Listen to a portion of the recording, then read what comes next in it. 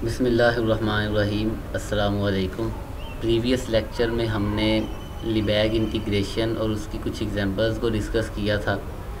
अब हम उसका जो ज्योमेट्रिकल मीनिंग है उसे डिस्कस करेंगे। अगर हम रीमान इंटीग्रल की बात करें तो इसमें हम किस तरह से फ़ंक्शन को इंटीग्रेट करते हैं कि सबसे पहले तो हम जो डोमेन है उसे उसकी पार्टीशन करते हैं। सब divide the domain of the function into finitely many सब इंटरवल्स, जिसे हमने पार्टीशन का नाम दिया था। Construct a step function that has a constant value on each of the sub interval of the partition, और उसकी मदद से फिर हमने अपर सम और लोअर सम फाइंड किए थे। ऑब्वियसली हमने हर इंटरवल में एक वैल्यू कंसीडर की, मैक्सिमम वैल्यू या minimum value. Take the limit of these step functions as you add more and more points to the partition, यानी ये हमारे पास वर्किंग रूल था रीमान इंटीग्रल के लिए। ऑन दी अदर हैंड जो हमारे पास एक ऑपोजिट अप्रोच है जिसे हमने लिबैग इंटीग्रल का नाम दिया था, वो क्या है कि रीमान के केस में हमने डोमेन की पार्टीशन की थी। लिबैग इंटीग्रेशन के केस में हम रेंज की पार्टीशन करेंगे। सब divide the range of the function into finitely many numbers, यानी अब यहाँ पर हमने क्या किया है,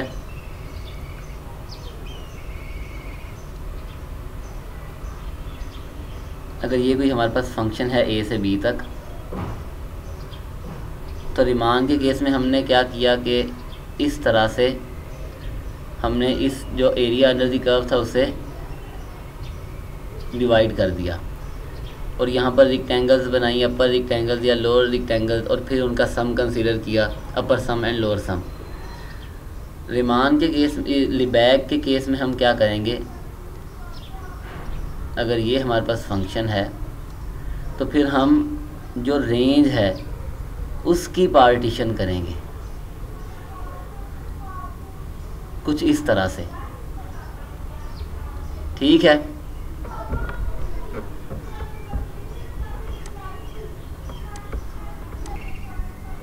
यानी कि जो हमारे पास लिबैग इंटीग्रल है उस केस में हम जो रेंज है उसकी पार्टीशन करेंगे।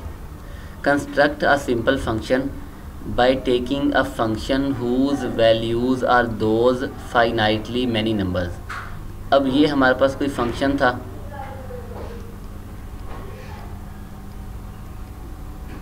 और ये उसका ग्राफ है, हमने पार्टीशन कर दी।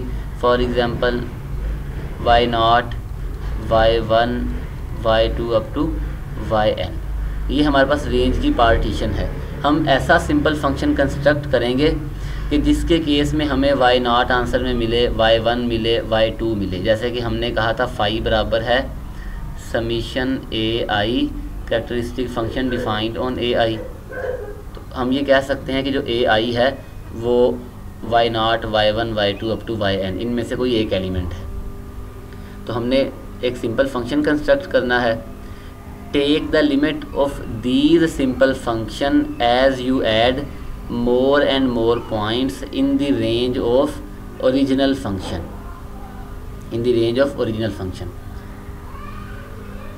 The idea behind the Lebesgue integral is that instead of approximating the total area by dividing it into vertical strips, अगर हम रीमान इंटीग्रल की बात करें तो उस केस में हमने जो एरिया अंडर द कर्व था,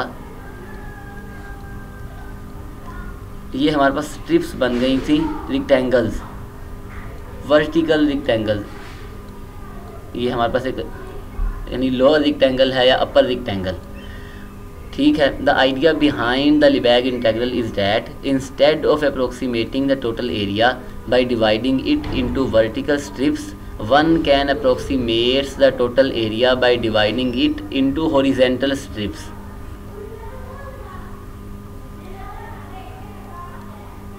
कुछ इस तरह से। अब हम वर्टिकल स्ट्रिप्स में इसे डिवाइड करेंगे। This corresponds to asking for each y value, यानी for each y, अगर यहाँ पर कोई y है, ये y, for each y value how many x values produce this value, यानी अगर यहाँ पर कोई y है तो कितने x हैं जो y पर मैप हो रहे हैं, as opposed to ask for each x value what y value does it produce. अब क्योंकि जो हमारे पास लिबैग इंटेग्रल है वो r के स्ट्रक्चर पर डिपेंड नहीं करता, हमने जो हमारे पास रेंज है उसकी पार्टीशन की है, ना कि डोमेन की। Lebesgue integral is defined in a way that does not depend on the structure of r, it is able to integrate many functions that can not be integrated otherwise. हमने एक example देखी थी जिसमें हमने ये कहा था कि अगर हमारे पास कोई ऐसा, हमने वहाँ एक एग्जांपल की थी और हमने वहाँ प्रूव किया कि उस फंक्शन का जो रिमान इंटेग्रल है वो एग्जिस्ट नहीं करता, लेकिन लिबैग इंटेग्रल एग्जिस्ट करता था। तो इसीलिए हमने ये कहा है कि हर वो फंक्शन जो रिमान इंटेग्रल, जिसका रिमान इंटेग्रल एग्जिस्ट करता है, उसका लिबैग इंटेग्रल भी एग्जिस्ट करेगा।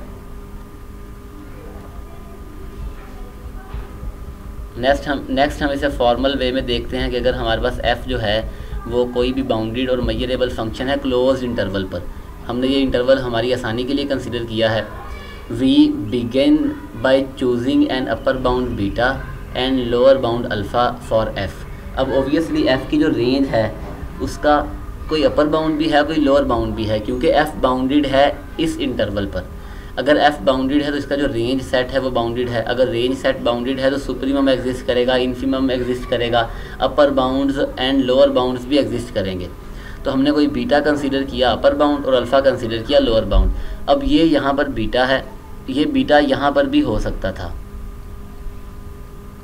क्योंकि ये अपर बाउंड है, ये बीटा यहाँ पर भी हो सकता था। सिमिलरली ये जो अल्फ़ा है ये यहाँ पर भी हो सकता था क्योंकि ये लोअर बाउंड है। ये फंक्शन का ग्राफ है हमारे पास, हमने वर्टिकल स्ट्रिप्स में इसे क्या किया है, डिवाइड कर दिया है, सॉरी हॉरिजेंटल में, नॉट वर्टिकल। अब अगर हम देखें तो यहाँ हमारे पास कोई इन जनरल पॉइंट है। अब जो ए अल्फ़ा से बीटा ये जो सेट होगा for f and then partitioning this interval a comma B, sorry alpha और comma beta according to alpha is equal to y naught, y1, y2 up to yn is equal to beta. Let I K जो है ये कोई भी set है, ये interval भी हो सकता है, कोई सेट भी हो सकता है। Be the set of all x in this interval such that F of x जो है वो इस इंटरवल का एक एलिमेंट है। इधर अगर हम ग्राफ को देखें तो यहाँ पर जो ये है एलिमेंट वो वाई के माइनस वन है। इसका मतलब ये है कि वो ये एलिमेंट जो है वो वाई के माइनस वन है, ये हमारे पास वाई के माइनस वन है। सिमिलरली अगर ये वाई के है तो ये यहाँ पर वाई के होगा, और हमने इन जनरल इसको कह दिया कि ये आई के है। अब आई के हर पॉइंट के लिए जो एफ ऑफ एक्स का आंसर है वो वाई के माइनस वन और वाई के इन दोनों के दरमियान में लाई करता है। ये जो हमारे पास पोर्शन है, F of x belongs to this interval for all X belongs to I K, ठीक है। यानी ये वाला जो पोर्शन है वो हमारे पास एफ ऑफ एक्स है, F of x belongs to this interval y के माइनस वन टू वाई के। अब क्योंकि जो आई के है वो इंटरवल भी हो सकता है, कोई और सेट भी हो सकता है, तो अब क्योंकि एफ मेजरेबल है तो फिर जो ये इंटरवल है ये भी मेजरेबल होगा। अब हम अपर सम कंसीडर करते हैं and lower sum. Capital S upper sum है और स्मॉल एस जो है ये लोअर सम है। किस तरह से? अपर सम के केस में हमारे पास जो एस अपर सम है वो बराबर है समीशन के from 1 to n Y K into measure of I के, और जो लोअर सम है वो बराबर है समीशन के फ्रॉम 1 to n वाई के minus one measure of I के। लोअर सम के लिए ये वाला पॉइंट और अपर सम के लिए वाई के इस इंटरवल का, यानी हर इंटरवल के लिए k इज़ इक्वल टू 1 होगा। तो ओबियसली लोअर सम के लिए y नॉट, अपर सम के लिए वाई के। अगर मैं इसे यहाँ पर एक्सपेंड करने की कोशिश करूँ तो हम इसे लिख सकते हैं ये बराबर है y1 measure of i1 y2 measure of I two up to Y N measure of I N, ये हमारे पास है upper sum. Similarly lower sum Y naught measure of I one, interval वही रहेगा आई के इन जनरल। अब जब हम यहाँ पर के की जगह 2 पुट करेंगे, Y one measure of I one Y N minus one measure of I N, इस तरह से। तो ये हमारे पास अपर एंड लोअर सम है। Where M is Lebesgue Maihar.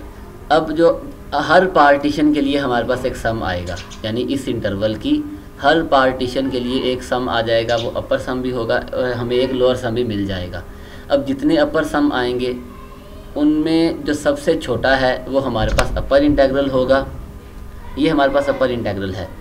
और जितने भी लोअर सम आएंगे उनमें जो सबसे बड़ी वैल्यू होगी वो हमारे पास लोअर इंटेग्रल होगा। For all possible partitions of this interval of range as verified in the definition of Riemann integral, upper and lower integral exist and are called upper Lebesgue integral and lower Lebesgue integral of F on closed interval A comma B.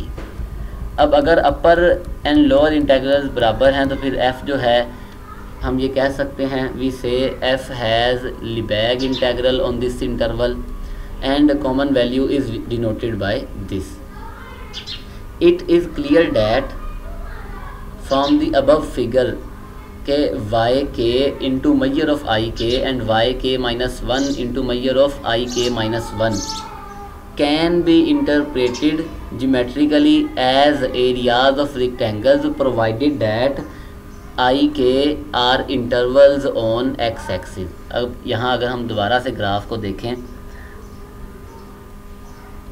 सिर्फ ये portion consider कर लें जो हमारे पास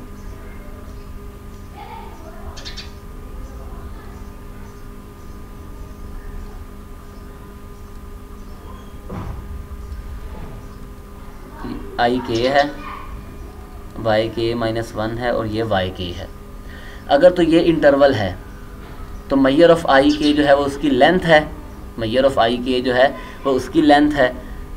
और अगर मैं यहाँ से इसे ब्रेक, यहाँ एक रेक्टेंगल बना दूँ, वाई के माइनस वन ये है हमारे पास, ये सारा वाई के माइनस वन, तो इसका एरिया किसके बराबर होगा, वो होगा वाई के minus one into measure of I के।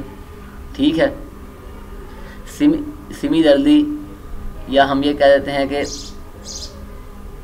यहाँ पर हमारे पास आई के माइनस वाई के माइनस वन है, तो इसके साथ आई के की बजाय आई के माइनस वन कर लें कि ये हमारे पास इससे पीछे वाला इंटरवल है वो आई के माइनस वन है और ये आई के है। तो इस केस में ये हमारे पास वाई के माइनस वन इस इंटरवल की जो मैयर है वो उसकी लेंथ है, लेंथ इंटू विड्थ हमारे पास वो एरिया है। So Y K into measure of I K and Y के minus one into measure of I K minus one can be interpreted geometrically as areas of rectangles provided that the I K are intervals on X axis. In such case जो हमारे पास लिबैग integral है वो हमें area देगा under the curve, या हम ये कह सकते हैं Lebesgue integral gives the area bounded by curve y is equal to F of X axis with ordinates x is equal to a and x is equal to b। Ordinate क्या है, वो हमारे पास डिस्टेंस अलोंग y एक्सिस है। For example ये curve है तो ये x is equal to a जो है ये ऑर्डिनेट है, x is equal to b भी distance along y axis. Note that for more general sets the Lebesgue integral may exist but geometric interpretation may be impossible. Now from onward we shall denote, जो हमारे पास Lebesgue integral है उसे हम simply इस तरह से denote करेंगे, otherwise unless stated otherwise.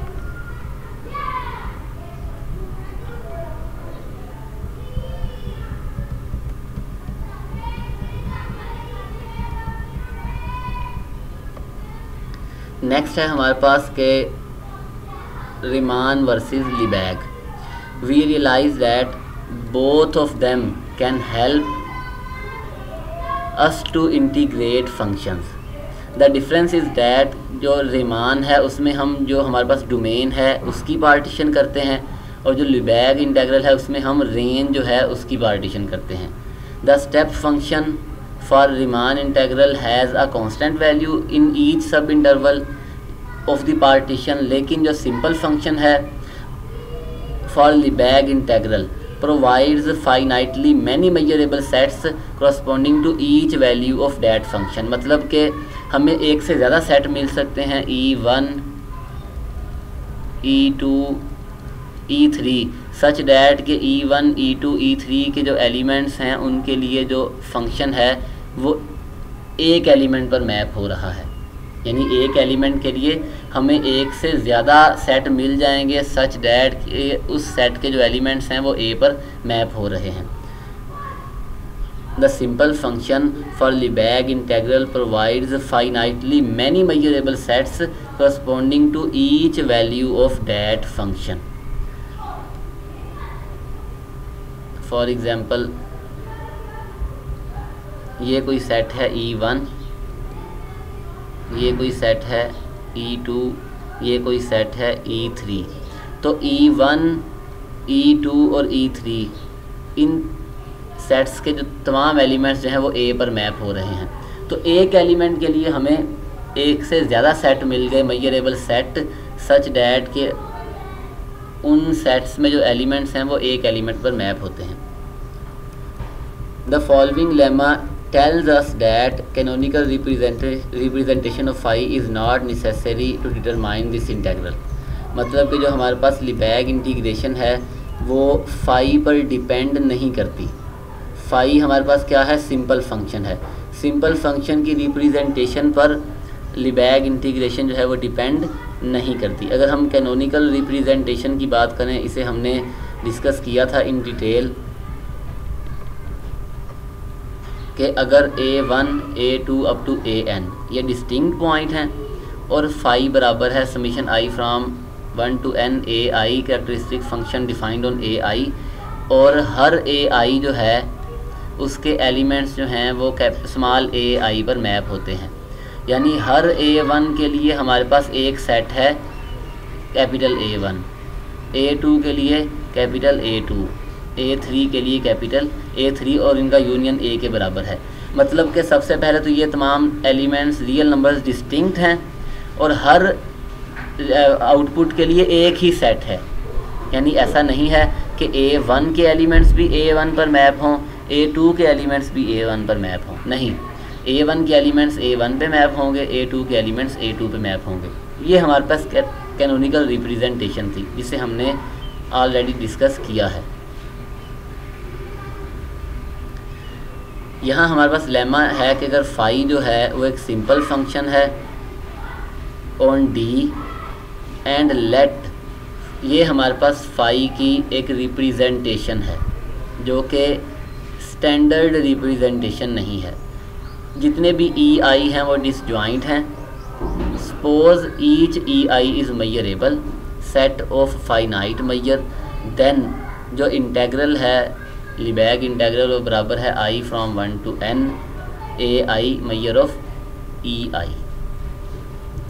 अब क्योंकि ये रिप्रेजेंटेशन जो है वो स्टैंडर्ड नहीं है तो इसका मतलब ये है कि जितने भी ये AI हैं ये डिस्टिंक्ट नहीं हैं।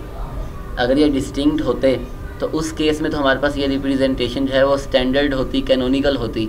लेकिन यहाँ पर अगर कोई से भी दो एलिमेंट सेम हैं तो ये रिप्रेजेंटेशन जो है ये यूनिक नहीं है।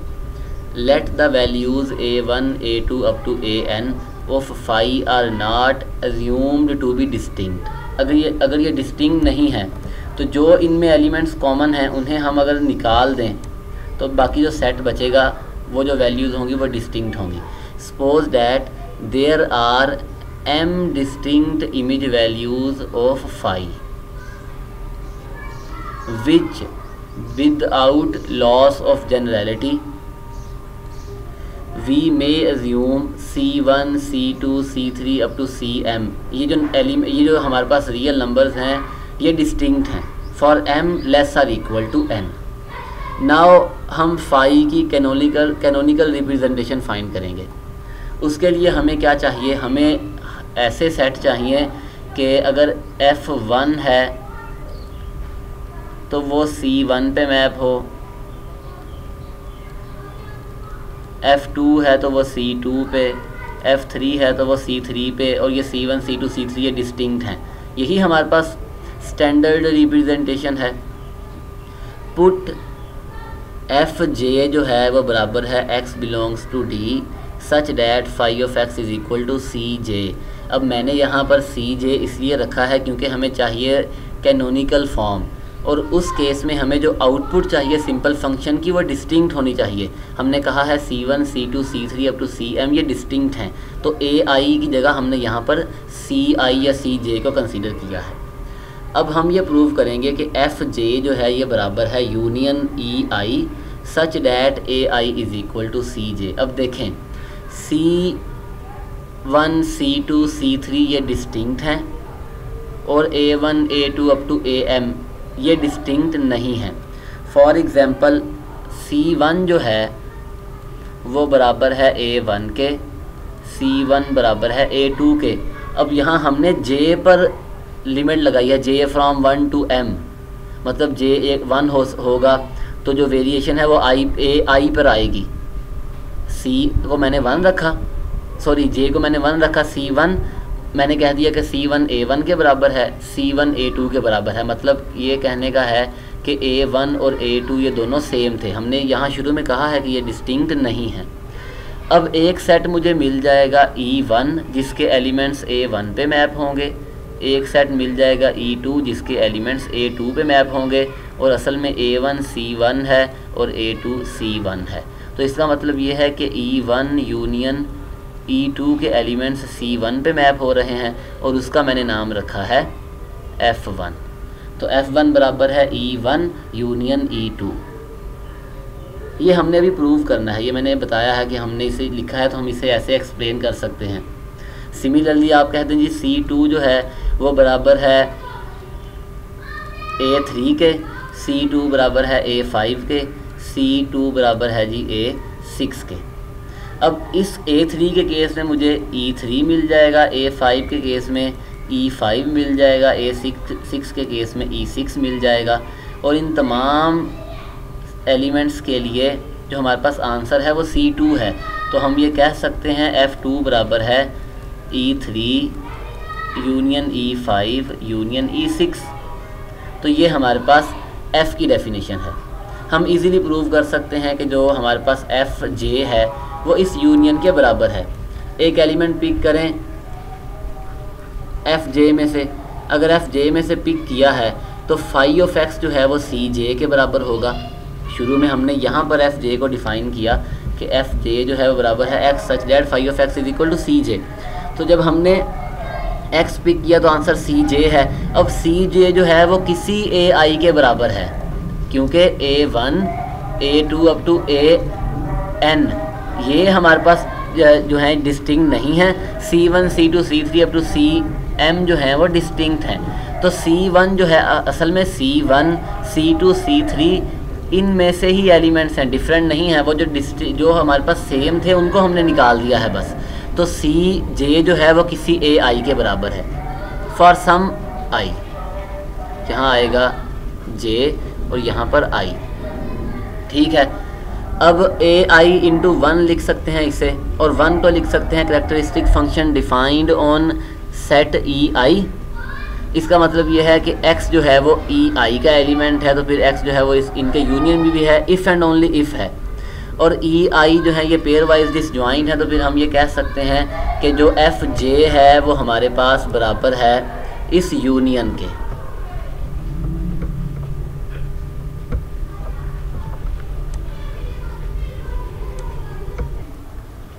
यहाँ हमारे पास J की जगह पर I है, I फ्रॉम 1 टू N। अब हमने ये बता दिया कि जो FJ है वो बराबर है इस यूनियन के AI is equal to CJ EI, जो कि E union EI such that AI is equal to CJ है। अब क्योंकि हमारे पास जो M है वो फाइनाइटली एडिटिव है। हम m को अप्लाई करें तो मैयर ऑफ एफ जे जो है वो बराबर है समीशन मैयर ऑफ ई आई, और सी जे को मल्टीप्लाई किया तो हम उसे इस तरह से लिख सकते हैं। अब हमें सेट मिल गए F J such that x belongs to D such that phi of x is equal to C J. ये हमारे पास सेट हैं, ठीक है। C1 C2 C3 up to Cn ये डिसजॉइंट हैं, तो हम उसकी जो स्टैंडर्ड रिप्रेजेंटेशन है वो बना सकते हैं। Also canonical representation of phi is equal to this function phi is equal to summation j from 1 to m। अब क्योंकि हमारे पास m डिस्टिंक्ट वैल्यूज़ हैं, हमारे पास टोटल m डिस्टिंक्ट वैल्यूज़ हैं, तो ये हमारे पास उसकी एक कैनोनिकल रिप्रेजेंटेशन है। अगर हमारे पास फाई की कैनोनिकल रिप्रेजेंटेशन है तो फिर हम उसका इंटेग्रल फाइंड कर सकते हैं, और वो जो इंटेग्रल है वो हमारे पास बराबर होगा summation j from 1 to m C J measure of F J. अभी हमने इसकी वैल्यू ऊपर फाइंड की थी और वो इसके बराबर है, तो उससे रिप्लेस कर दें, ठीक है। और क्योंकि समीशन जो है वो हमारे पास आई पर है, समीशन जो है वो आई पर है, जे की वैल्यू हम 1 पुट करेंगे, जे की 2, जे की वैल्यू फिक्स होगी, समीशन आई पर है इस केस में, सिर्फ इस केस में। तो इसलिए हमने सी जे को बाहर कर निकाल दिया और इसको यहाँ पर शिफ्ट कर दिया, और ये हमारे पास बराबर है summation I from 1 to n A I measure of E I. ये कैसे इसके बराबर है उसे अभी हम देख लेते हैं। हमारे पास summation j from 1 to m C जे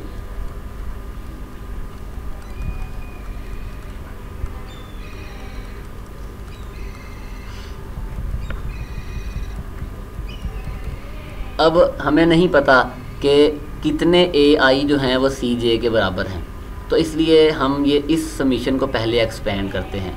अगर हम इसे एक्सपेंड करें तो ये बराबर होगा C1 into A I is equal to C J measure of E I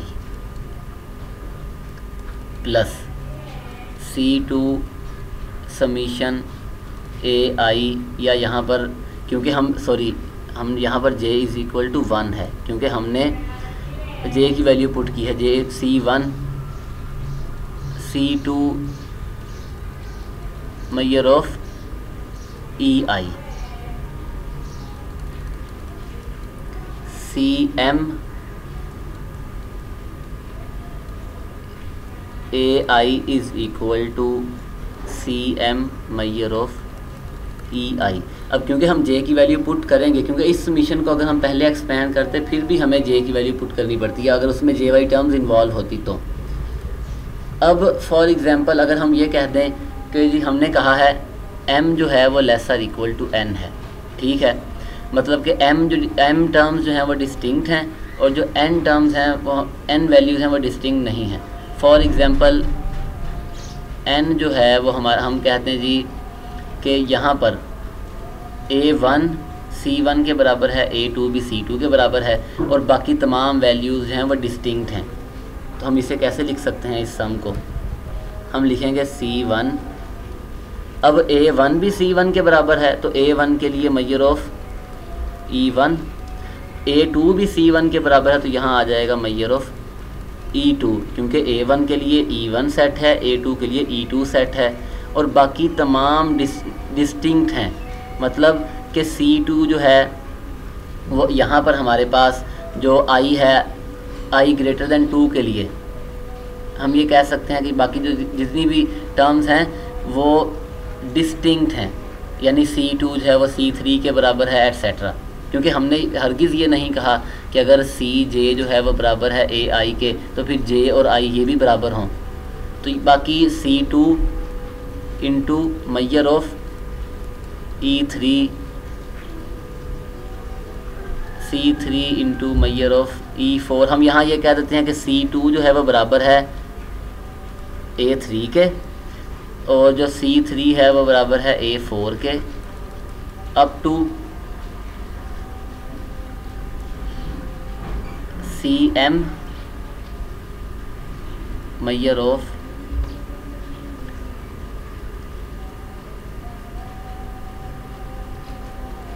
m+1। देखिए यहाँ पर 2 था तो यहाँ 3। हम एक पैटर्न के साथ चल रहे हैं सिर्फ हमारे समझने के लिए कि ये जो हमारे पास सम है वो इसके बराबर कैसे है।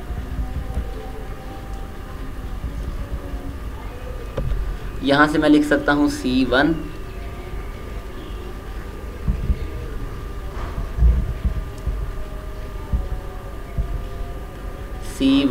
Measure of E1, C2 measure of E2। C2 जो है वो A3 के बराबर था, या अभी ऐसे ही रहने दें, CM मेजर ऑफ EM+1। अब C1 जो है वो हमारे पास बराबर है A1 के और C1 बराबर है A2 के। तो E1 के साथ हम A1 रख देते हैं और E2 के साथ A2।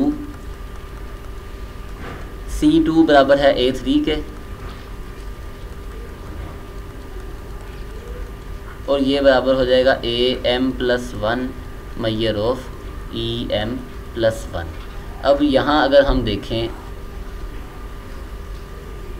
A1 A2 up to AM AN, ये हमारे पास वो एलिमेंट्स से जो डिस्टिंक्ट नहीं हैं। C1 C2 up to CM ये डिस्टिंक्ट हैं, M lesser equal to N है। हमने यहाँ ये कहा कि सिर्फ दो वैल्यूज़ ऐसी हैं जो डिस्टिंक्ट नहीं है, यानी C1 और C2, बाकी तमाम जो हैं वो डिस्टिंक्ट हैं। मतलब यहाँ पर N वैल्यूज़ में से दो ऐसी हैं जो डिस्टिंक्ट नहीं हैं, सॉरी दो ऐसी हैं जो हमारे पास सेम हैं, दो वैल्यूज़ ऐसी हैं जो सेम हैं, यानी A1 A2 A3 up to AN में से A1 और A2 ये दोनों बराबर हैं। अगर मैं A1 को निकाल दूँ तो उस A1 को निकालने के बाद मैंने ये नया सेट बना लिया कि ये तमाम टर्म्स जो हैं वो डिस्टिंक्ट हैं, ये तमाम टर्म्स जो हैं वो डिस्टिंक्ट हैं। इसका मतलब ये है कि जो M है वो बराबर है N-1 के, क्योंकि यहाँ पर A1 और A2 ये दोनों बराबर थी। अगर मैं A1 को निकाल दूँ तो A2 बच जाएगा। A2 जो है वो ना तो A3 के बराबर है, ना A4 के, ना ही AN के। तो यहाँ अगर हम देखें तो ये जो M है वो हमारे पास बराबर हुआ N-1 के। तो इसका मतलब ये है कि M+1 बराबर है N के। तो यहाँ जो M+1 है वो किसके बराबर आ जाएगा, N के, और यहाँ पर जो हमारे पास M+1 है वो भी N के बराबर आएगा। क्या ये सम हमारे पास है I from 1 to N AI measure of EI। हमने प्रूव कर दिया summation I from 1 to N AI measure of EI। ये सिर्फ हमने अपने समझने के लिए ये कहा था कि बाकी तमाम जो हैं वो डिफरेंट हैं और दो ऐसी हैं जो सेम हैं, यानी A1 is equal to A2 है। बाकी जितनी भी हमारे पास वैल्यूज़ हैं A3 A4 A5 वो डिस्टिंक्ट हैं। तो उस केस में हमने इस सम को एक्सपेंड किया तो वो इसके बराबर है। तो हम यहाँ से डायरेक्टली लिख सकते हैं कि जो समीशन है, डबल सम है, ये बराबर है I from 1 to N AI measure of EI। तो हमने यहाँ ये प्रूव किया है कि जो लिबैग इंटेग्रल है वो फाई की रिप्रेजेंटेशन पर डिपेंड नहीं करता। अगर कैनोनिकल रिप्रेजेंटेशन नहीं है तो फिर भी हम उसे इंटीग्रेट कर सकते हैं।